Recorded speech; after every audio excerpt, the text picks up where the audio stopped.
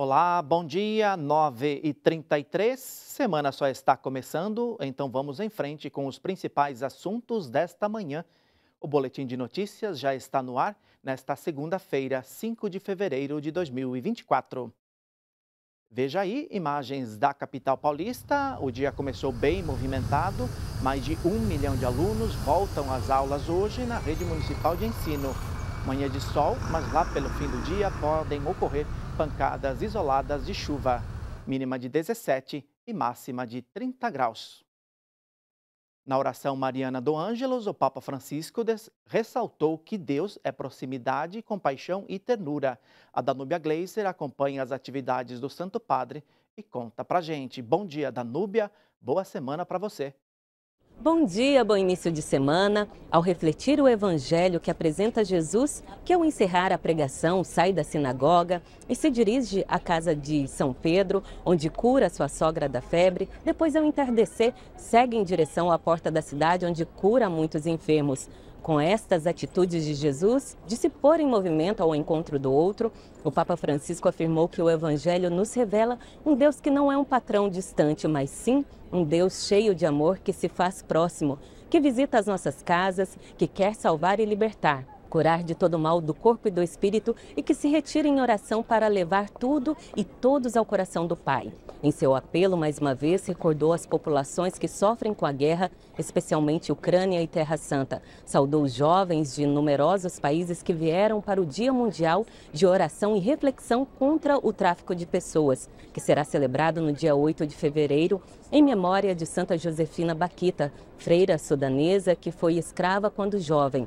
Francisco rezou também pelos mortos e feridos nos incêndios devastadores que atingiram a região central do Chile. De Roma, Danúbia Gleiser para o Boletim de Notícias.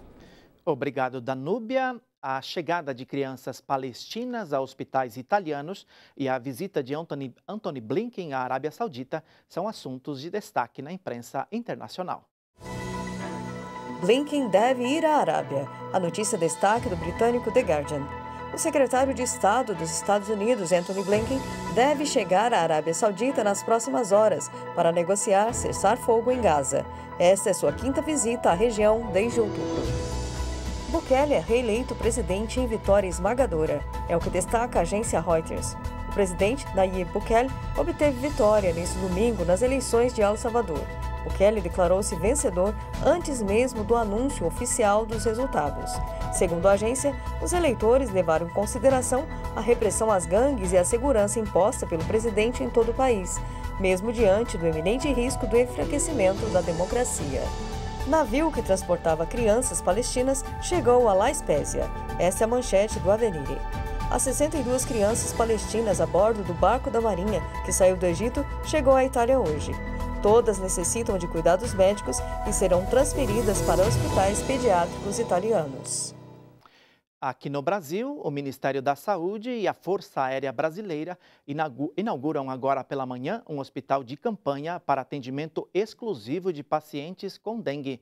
E o Congresso Nacional retoma as atividades hoje. De Brasília, o Francisco Coelho tem as informações ao vivo. Bom dia, Francisco.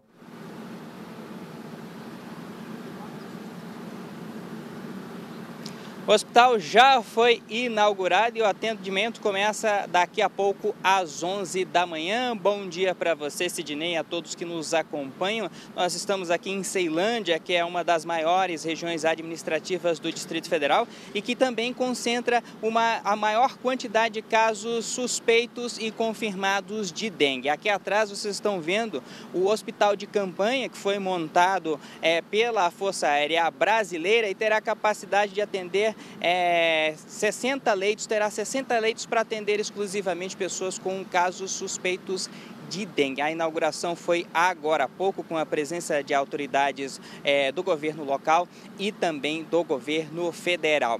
Em todo o país, a dengue preocupa. Já são 29 mortes confirmadas pela doença em janeiro e mais de 100 ainda em investigação.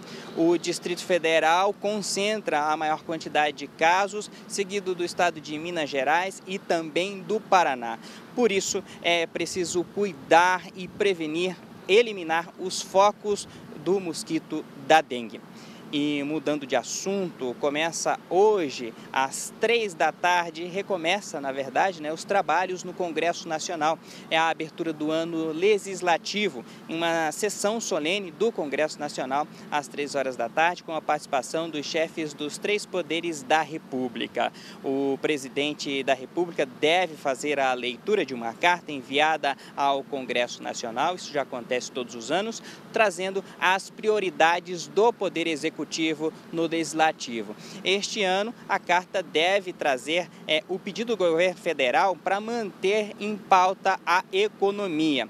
Ainda neste ano, tem a votação da segunda etapa da reforma tributária, a desoneração da folha de pagamento e a tributação sobre a renda. E o governo precisa correr contra o tempo, porque é ano eleitoral e os parlamentares costumam deixar o Congresso Nacional e voltar para suas bases e participar do processo eleitoral que se encerra em outubro. Semana movimentada aqui na capital federal. Eu volto com vocês nos estúdios em São Paulo e uma abençoada semana a todos. Obrigado para você também, viu, Francisco? Milhares de alunos voltam às aulas hoje em várias capitais do país. Em Recife, cerca de 100 mil estudantes da rede municipal de ensino e 500 mil da rede estadual retomam as atividades escolares. A cidade do Rio volta às aulas com 1.555 escolas que atendem mais de 660 mil alunos. Na rede estadual fluminense, os estudantes retomam hoje com a integração e atividades recreativas. Aqui em São Paulo, mais de 1 milhão de alunos da rede municipal também reiniciam suas atividades. Por causa do retorno das aulas, as linhas da empresa MTU, Empresa Metropolitana de Transportes Urbanos, tiveram os horários alterados. A partir de hoje, em 118 linhas na Grande São Paulo. As informações estão no aplicativo oficial da EMTU. Pouca chuva e calor no sul. Nas demais regiões do Brasil, o clima segue instável. Vamos conferir a previsão do tempo. Um sistema de alta pressão impede a formação de nuvens de chuva sobre o oeste do Rio Grande do Sul. As temperaturas sobem bastante e a umidade do ar cai, o que exige muita atenção em cidades da fronteira gaúcha. No sudeste, a circulação de ventos vindos do mar trazem pancadas de chuva sobre grande parte da região. Tem alerta de temporais para a Serra da Mantiqueira, entre os estados de São Paulo e Rio de Janeiro. Para o centro-oeste, tem alerta de temporais para Goiás e Mato Grosso. Pancadas de chuva em Cuiabá, Brasília e Campo Grande. Na região norte, tempo firme, mas com alerta para chuva forte em Macapá, Rio Branco e Palmas. No nordeste, tempo instável no Maranhão e Piauí, com possibilidade de pancadas fortes com ventos de até 70 km por hora nas capitais dos dois estados. O dia fica ensolarado em Fortaleza, Recife, João Pessoa e Natal. O censo do IBGE mostrou pela primeira vez todas as coordenadas geográficas, ou seja, linhas que permitem a localização de qualquer ponto da superfície. Com isso, o Instituto mapeou 570 mil templos religiosos em todo o país. Aline Mércio tem os detalhes. Bom dia, Aline. Bom dia, Sidney, a todos que nos acompanham. Isso mesmo, Sidney. São 286 estabelecimentos religiosos para cada 100 mil habitantes no país. E o local com maior proporção é o estado do Rio de Janeiro. Mais cedo, nós conversamos com um representante do IBGE para entender como é que foi feito esse estudo. Vamos conferir. É uma novidade, né? O Censo Demográfico 2022, pela primeira vez, capta essas informações nas coordenadas geográficas, né? Então, tem a informação de latitude e longitude. Esse trabalho ele foi feito, né? Quando o censo é realizado, previamente já existe um cadastro nacional de endereços, né? Então, os censadores já vão, previamente, nesses endereços, e aí verificam se os estabelecimentos ainda persistem lá, ou se tem alguma novidade, né?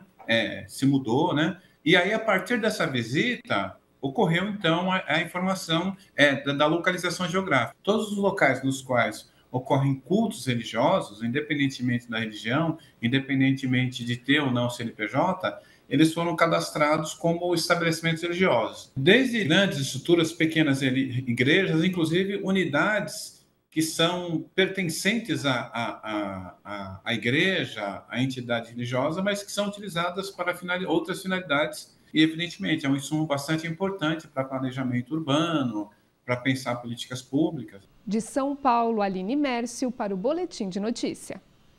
Obrigado, Aline. 9h44, a gente fica por aqui. Outras informações às 6h55 da noite no Canção Nova Notícias. Obrigado pela companhia, bom começo de semana. Amanhã, neste mesmo horário, tem mais Boletim de Notícias.